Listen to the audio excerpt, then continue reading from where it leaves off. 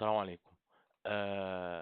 بيحصل معانا مشكلة دايمًا في الquery أو في الpower BI إن أنا لمّا يكون عندي data زي كده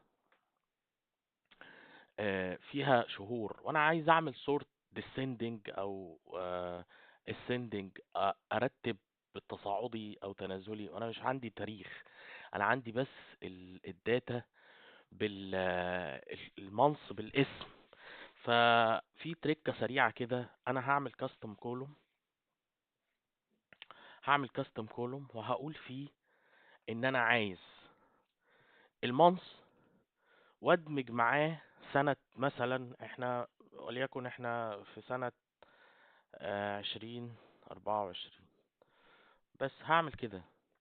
لما هعمل كده برضو مش هقدر اعمل descending او يعني مش هعرف اعمل ترتيب تصاعدي او تنازلي. فانا محتاج احول التاريخ ده من كونه تكست لكونه date. هستخدم دالة بسيطة اسمها date from، اللي هي دي.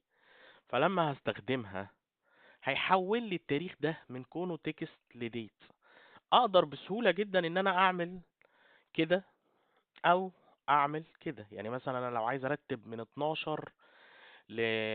لواحد، فانا هرتب descending بالشكل ده. لو عايز ارتب من الصغير للكبير هرتب كده ascending.